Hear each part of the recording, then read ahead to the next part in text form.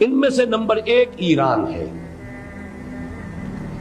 اگر ہم چلتے ہیں عرب سے مشرق کی طرف تو ایران ایک اعتبار سے یہ بازی لے گیا ہے پورے عالم اسلام پر. ان کے مذہبی عقائد، ان کی فقہ سے ہمیں جو اختلاف ہے وہ ہے اپنی جگہ پر ہے. آپ کو معلوم ہے میرے بارے میں کسی کو اشتباہ نہیں ہو سکتا اس اعتبار سے.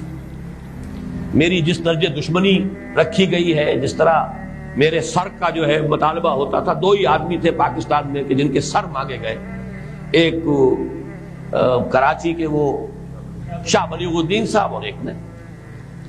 تو اس حوالے سے وہ اپنی جگہ پر اختلاف ہے، لیکن اس حقیقت کا اعتراف کیے بغیر نہیں رہا جا سکتا پورے عالم اسلام میں یہ واحد مسلمان ملک ہے جس نے بہرحال اپنی شریعت، اپنے عقائد کے مطابق ایک مذہبی انقلاب برپا کیا.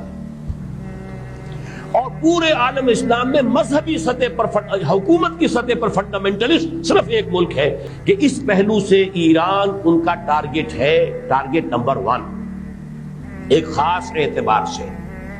ٹارگٹ نمبر 1 ایک دوسرے اعتبار سے ہم ہے، وہ میں بعد میں عرض کروں گا.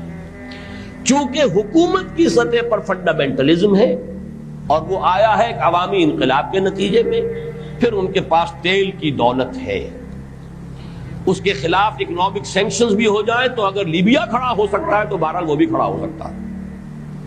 اور نقشہ وہ دنیا کو دکھا چکا ہے کہ لڑا دے ممولے کو شہباز، یہ نقشہ بھی اس نے دکھا دیا. یہ ہے ایران کا معاملہ. نمبر 2 پاکستان. پاکستان 400 برس کی تجدیدی مساعی کا امین ہے، امانت دار ہے. پورے ہندوستان میں مجدد الفسانی رحمت اللہ علیہ، شاہ ولی اللہ دہلوی رحمت اللہ علیہ، سید احمد بریلوی رحمت اللہ علیہ، ان کا جہاد. پھر اس 20ویں صدی عیسوی میں یا 14ویں صدی ہجری میں علامہ اقبال جیسا مفکر، مولانا مودودی جیسا مصنف، مولانا الیاس جیسا مبلغ، شیخ الہند جیسا مجاہد حریت، پورے عالم اسلام میں ان کا پیرلل کوئی موجود نہیں. یہ 400 سال کی تاریخ ہے، اس کی امانت اور اس کے نتیجے میں یہاں کے مڈل کلاس میں فنڈامنٹلزم کا ایک نیوکلیس ہے. اگرچہ حکومت کی سطح پر کوئی پیش رفت نہیں ہو سکی آج تک، بلکہ اب تو پسپائی ہو رہی ہے، اب پیچھے ہٹ رہے ہیں. وہ ہمارے ان سیاسی جو بھی زعماء ہیں، جو جماعتیں ہیں، ان کی غلطی ہے اور الیکشن ہی کو واحد میدان بنا کر اس کے اندر اپنا سارا وقت و توانائیاں اور قوتیں ضائع کر دینا. یہ ہے در حقیقت جس کا کہ یہ صدا مل رہی ہے کہ اس اعتبار سے تو پسپائی کی طرف ہے معاملہ، کسی پیش رفت کی طرف نہیں ہے. لیکن باہر والے تو دیکھتے ہیں نا کہ اندر کیا کچھ مواد موجود ہے.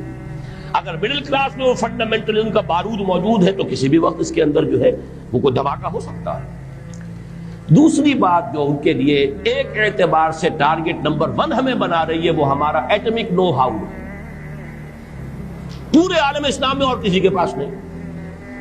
اسلامی بم اگر بنے گا تو یہی بنے گا. یہ ہے مختلف اسباب جس کے بنا پر ایران اور پاکستان کو آپ بریکٹ کر لیجئے. یہ اس نیو ورلڈ آرڈر کا جو ٹارگٹ نمبر 1 ہے، ایک اعتبار سے ایران ہے، ایک اعتبار سے پاکستان.